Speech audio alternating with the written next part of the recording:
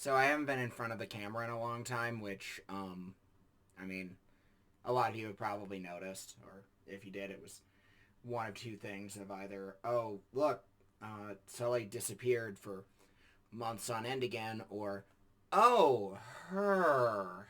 They still make things? So, in September of this last year, 2023, from where I'm filming, my father passed away.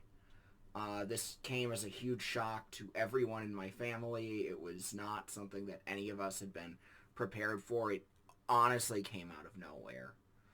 As a result, I've been recollecting myself. And I know some of you who might be listening to the audio only videos that I have put out have been like, yeah, we knew that already. But, some of you might come for the rants, not really listen to the podcast formatted thing. That's fine.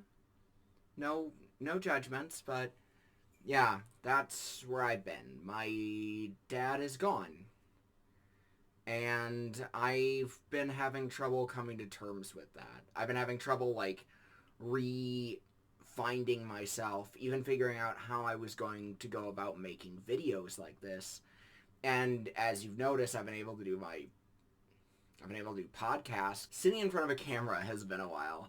So since I already ripped that band-aid off, I figure I'm going to talk about another sensitive topic for me because I just can't get enough of that today, apparently. So I want to talk about one of my greatest insecurities that leads to my favorite characters to play as in games.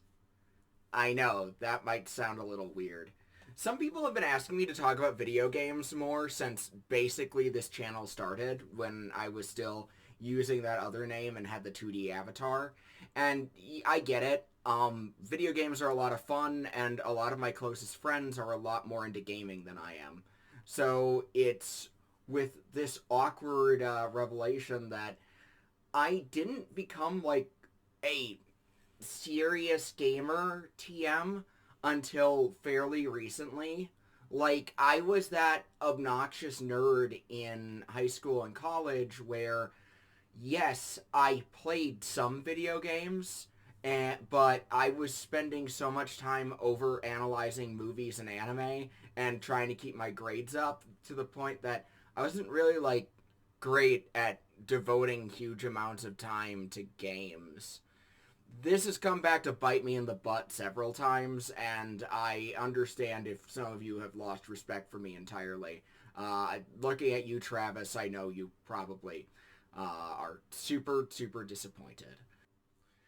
This reticence to step away from my studies affected my gaming in more ways than one. As it turned out, I was really into two kinds of games when I was growing up. Games with really engaging stories and fighters. Oh man, Sally loves a good fighter. No, really, I'm into fighting games. Get me in a fighting game. Buy me a Bridget cosplay right frickin' now. This is gonna sound pretty ironic for someone who disappears for months on end, but I don't like the idea of being replaced. I don't know what it is. The concept of not being enough, of being someone that people will give up on and just not want to have in their lives anymore. I'm deeply afraid of being in that position. It's something that haunts me, scares me, makes me incredibly insecure. And informed by that, I think it's not going to be a surprise that that has colored my love of certain characters in video games. That's right, I'm bearing my soul to talk about my favorite video game characters. Crap damn! Crap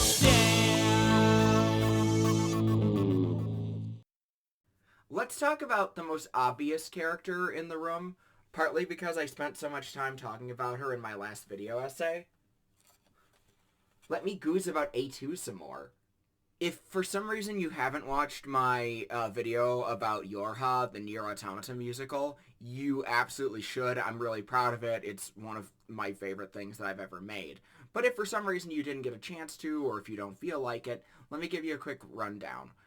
The big reveal of the musical, and by extension playing through Nier Automata, spoilers ahead, I guess, is that A2 isn't just a former Yorha member, but rather the literal same android design that 2B was based on. 2B, the character who you played as for the entire first run of the game. A2 is a very sad and very understandably messed up person. And the fact that the game introduces you to her at her lowest point, but then makes you play through her coming back from that brink and really makes you fall in love with her, is a real berserk move. I absolutely love that about her character. But you start to see that, right? That she is this person who was put through so much, who was taken advantage of by the people who she put her trust in, only for her to be replaced by someone who's functionally identical. Someone who's almost the same.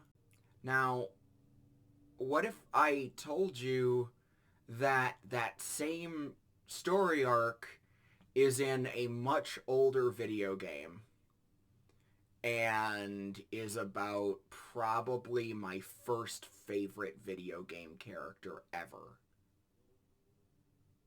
Let's talk about the original Nintendo.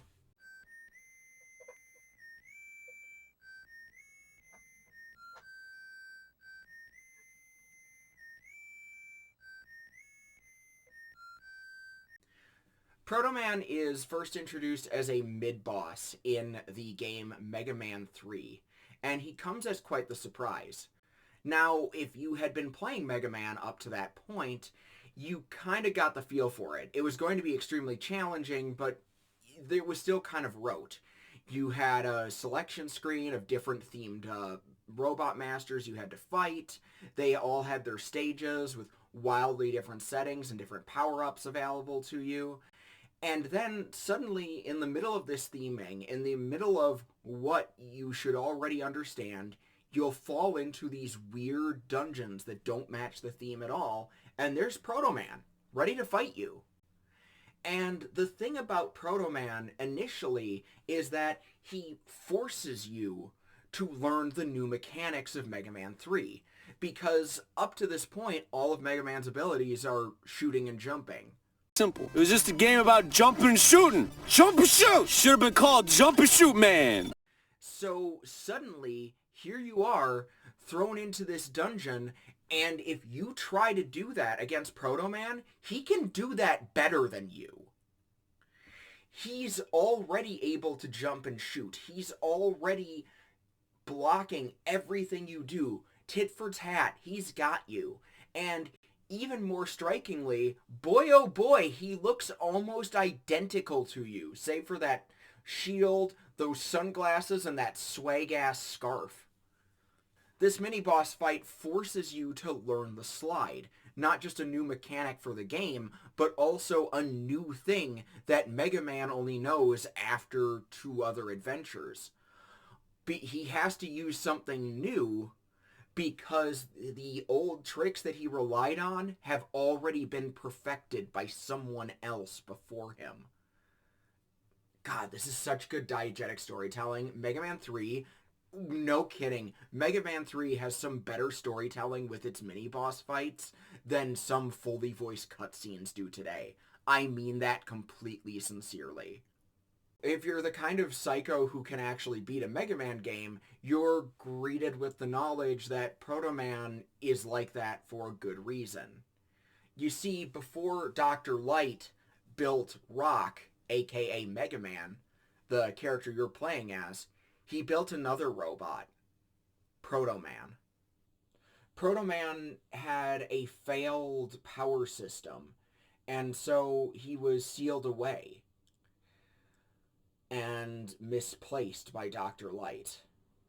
Now, later games and lore would establish that Dr. Light never meant to lose contact with his first creation, his first son. Someone who Mega Man sees as a brother, every bit as much as he sees Roll as his sister. But Proto Man felt abandoned. He felt lost, and as a result, he strikes out. He is vengeful.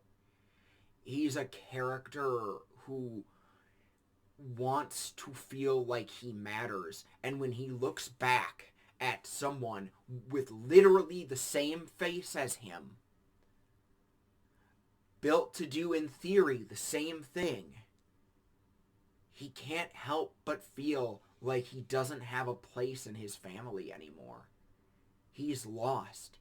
He's been replaced. Fun side note, in the Japanese, Proto Man's name is Blues, which I think is just great. Now, other media have eventually made it so that, like, Blues and Rock are their civilian names, and Proto Man and Mega Man are their, superhero names of sorts. But I just think that that's really cute because we wouldn't have rock music without blues music. So Mega Man is rock, his sister is roll, and their predecessor, their older brother, is blues. Isn't that cute? He's red, but they call him Blues. Despite the cuteness of the aesthetic of Mega Man characters, something that I treasure and that the series derives from its initially being an adaptation of, and then losing the license and being just forced to ape the Astro Boy aesthetic, I love how dark and sad this character is. But it doesn't change the fact that that drama absolutely works on its own. That is what informs and makes these characters so memorable. It's not just that Mega Man made you feel good to jump and shoot. It's that there was a story, and people will replay it and rebuy it for a completely different system just because they want to experience that catharsis again. And so, as we go through these characters with long legacies, there's one more that fits the bill distressingly well.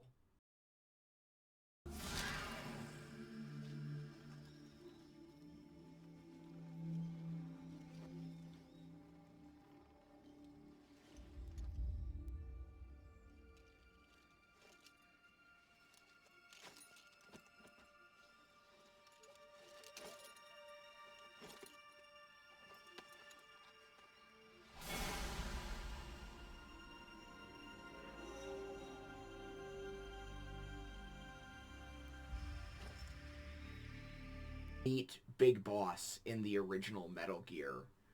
He's the final boss of the game, living up to his name, very literally, the Big Boss. Boss is this legendary soldier that is built up for the entire run-through of the game. But I'm gonna be realistic. If you're in the age demographic that's watching my videos, I don't believe for a second that you've played Metal Gear, or Metal Gear 2, or even Snake's Revenge. No one has played Snake's Revenge. I'm going to assume the first time you encountered the idea of Big Boss was in the video game Metal Gear Solid for the PlayStation 1, one of the greatest video games ever made. Metal Gear Solid is, well, solid. It's this espionage adventure game that feels like a cheesy Hollywood movie in all of the best ways. Everyone has silly names. All the boss fights are really exciting and fun to do. And everyone loves David Hayter and Cam Clarke especially. The voice work in this game is just phenomenal. But hanging over you, as you play through the game as a character named Solid Snake, you are reminded of this character, Big Boss. Supposedly the greatest soldier who ever lived. Someone who you can tell from context clues Snake has fought. But as you get through the game, you discover that not just you, Solid Snake, but also Liquid Snake, the villain who is identical to you, and Snake is dumb enough to not recognize if he has sunglasses on. Come on, Snake. You find out that they are both clones of Big Boss, and so the legendary hero's shadow isn't just hanging ominously over the storyline, but it is very much a part of everything that happens in the end game of this game and in every game to follow. Metal Gear Solid 2 plays with this idea in a more abstract way. You're switched to a character named Raiden, who is initially introduced to you as a new Snake, even though he doesn't look or sound anything like Liquid or Solid Snake. The Metal Gear Solid 2 interrogates the idea of what it even means to make a sequel, culminating in Raiden fighting yet another replacement for Big Boss. Another clone, Solidus Snake, the President of the United States. 2 also gives you the opportunity to do the most ill-advised drinking game, which is to take a drink every time they say lolly lule lo. If you play this game, you'll die. But then after this weird interrogation of what it means to make a sequel or to replace your main character, we're thrown into the best game in this series, Metal Gear Solid 3, Snake Eater. Metal Gear Solid 3 takes us back in time to the events of the Cold War and puts us in control of a character who looks like Solid Snake, who sounds like Solid Snake, but couldn't possibly be Solid Snake. It's too long ago. And as you play through the game, the lovable doofus navigating the Russian jungles trying to stop nuclear Armageddon, it becomes clearer and clearer is Big Boss. The frightening figure who hung over everything you did in the previous 2 games. The person who all of this is built around. The person who will eventually become the villain of the story was this well-meaning and frankly silly most of the time hero. Look at these. Nice shoes. No. Legs. And I get that some of you sitting at home right now might be thinking, I was kind of following you on the sad robots up to this point. Like, yeah, I see that they're created by someone who betrays their trust and then puts an almost identical replacement in there instead. But do you think the Big Boss thing is a bit of a stretch? I am getting there. Metal Gear Solid is great because Hideo Kojima is both completely insane, but also really cogent and wonderfully brilliant when he has a point that he wants to make. And when I look at all the reasons to love the games, there's more than I can count.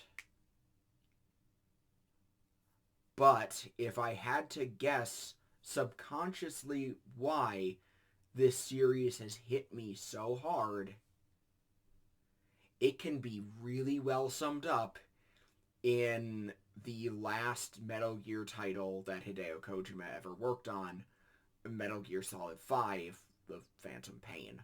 After playing through a overpriced demo that was sold as a full game called Ground Zeroes, Metal Gear Solid 5 The Phantom Pain opens up with Big Boss having survived a horrible explosion, but by the skin of his teeth. He's missing an arm, he's got shrapnel in his head, he's about to be the worst version of himself.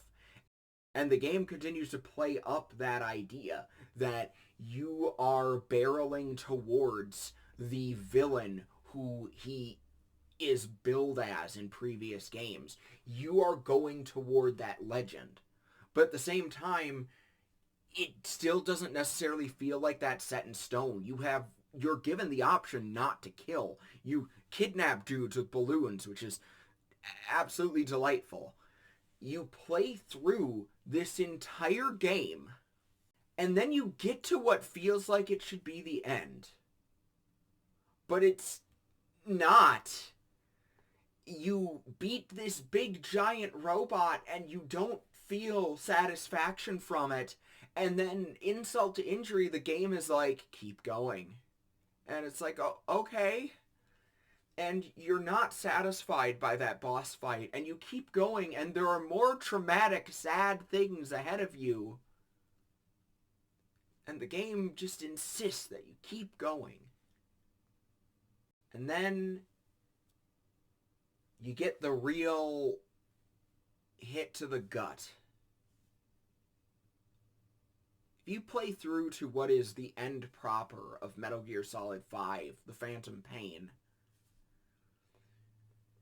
after wading through this really, really well-made and fun to interact with game that is just desperate to not give you catharsis even when you're having a really good time with it, it pulls out one more shocker. At no point during this game were you playing as Big Boss. The person who you were playing as, the character who you were, the person who you created, was never Big Boss. Big Boss got out of this bad situation just fine, but he has other things to do, and he set you up. You're the fall guy. You're the Big Boss getting attention, while the real Big Boss sets things in motion that will get the other games started. It's not just filling in the goofy plot hole that, if you count the original Metal Gear and Metal Gear 2, the ones from before the PlayStation, you kill Big Boss in one game and then kill him a second time in the next game. It's not just explaining why you would be able to kill Big Boss twice, but gives you this incredible empty feeling. This whole game, everyone is telling you you're this legendary hero. There are people who join up with you willingly, become a mercenary under your command, because they believe you are the legendary hero, Big Boss. But you never were.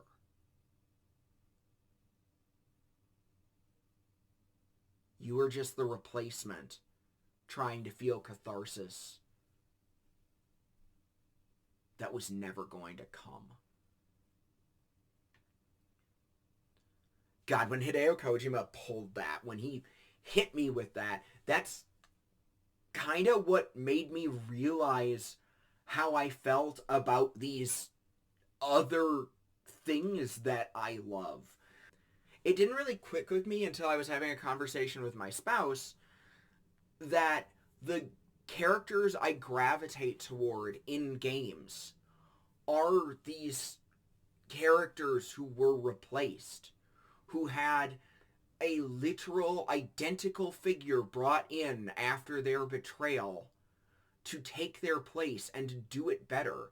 And like insult to injury are the mascot characters who people love more. I think there's an exception to be made maybe for Big Boss, but it is worth noting that after Metal Gear Solid 2, Kojima got a lot of anger from people who wanted to play as Solid Snake again.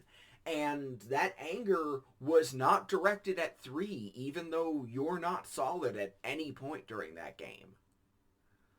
Similarly, 2B is barely in the actual plot line of Nier Automata.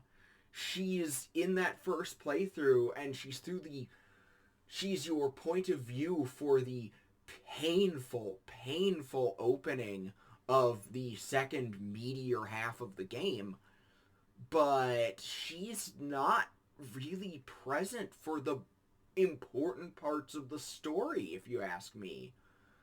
But she still gets to be the main player, the one who we see front and center stage. And, well, sorry, Proto Man, but there's a reason the games are called Mega Man and not Proto Man.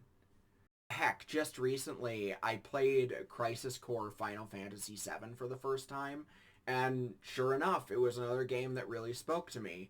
And sure enough, you're playing as another character who's almost identical to the person who replaced them. This just keeps happening. I'm not sure I have a good answer for dealing with my own neuroses. I mean, I don't know how to tell myself that people aren't going to replace me. Like, I have friends who have been in my life for more than a decade.